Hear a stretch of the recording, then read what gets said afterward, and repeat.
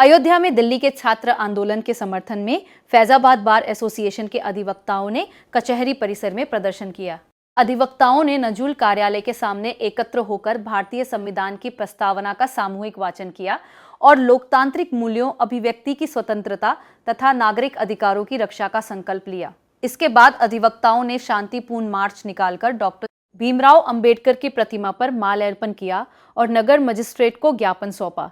ज्ञापन में छात्र आंदोलन से जुड़े मुद्दों पर संवेदनशीलता से विचार करने तथा संविधान की भावना के अनुरूप लोकतांत्रिक अधिकारों की रक्षा सुनिश्चित करने की मांग की गई। दिल्ली में लोकतांत्रिक मूल्यों के बदले एक सामंती मूल्यों की सरकार बनी। देश का भविष्य जो है छात्र होता है और हम सब जितने लोग यहाँ खड़े हैं कभी न कभी छात्र जीवन से गुजर करके आए। जब एक छात्र मन लगा करके किसी भी गंभीर परीक्षा की तैयारी करता है और पेपर आउट होता है तो उसको बड़ा कष्ट होता है। इस कष्ट के खिलाफ छात्र अपना भविष्य बनाने के लिए छात्र आंदोलन अपनी कभी स्वेच्छा से नहीं करता है। छात्र को तो भविष्य बनाना है, उसके साथ कुछ गलत हो जाए उसका पूरा भविष्य खराब हो जाता है। और जब आज छात्र लोकतांत्रिक ढंग से जंतर मंतर पर जा करके अपनी बातों को रख रहा है तो ये दिल्ली सरकार, आप सब ने, हम सब ने वीडियो देखी कि महिलाओं तक के साथ अभद्र व्यवहार, पुलिस हमें भी रेगुलेट करती है, हमको जिस चीज़ के लिए रोकती है हम रुकते हैं, लेकिन अमर्यादित तरीका अपनाते हुए छात्रों पर बर्बर लाठीचार्ज।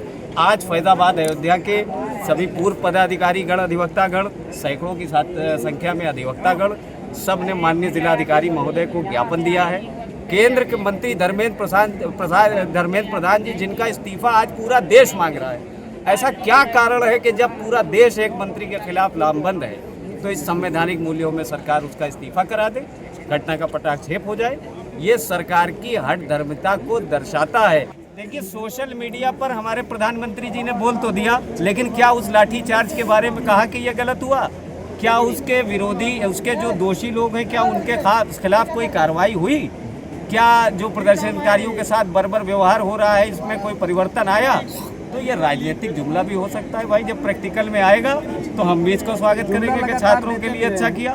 शावेज जाफरी एडवोकेट, राष्ट्रीय महासचिव।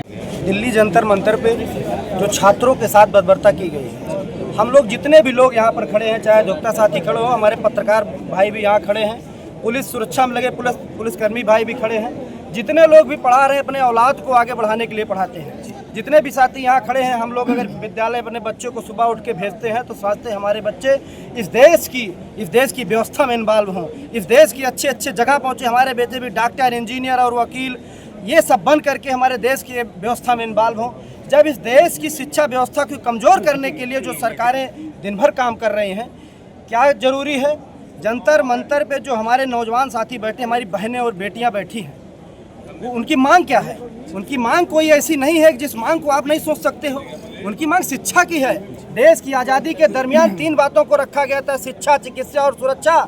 इन तीनों की गारंटी की जाएगी। सबसे ज़्यादा लूट अगर इस देश में मचा हुआ है, सबसे ज़्यादा इसी पे मचा हुआ है। आज़ादी के दरमियान जो हमारे रणबांकुरों ने देश की आज़ादी में अपनी ज़िंदगी को, जवानी को कुर्बान किया था, भगत सिंह जैसे लोगों ने 23 साल की उम्र में फांसी के फंदे को चूमा था। इसलिए नहीं चूमा था, इस देश के गरीब किसान मजदूर के बेटे को इस जिल्लत की ज़िंदगी जीना पड़ेगा। हमारी एक बहन वहाँ प्रोटेस्ट करते हुए जो आंदोलन में थी उसकी जान चली गई, वेंटिलेटर थी उसकी जान चली गई। और जिसकी औलाद होगी उसके दर्द से पूछिए, वो हजारों लाखों बच्चों के भविष्य का सवाल है।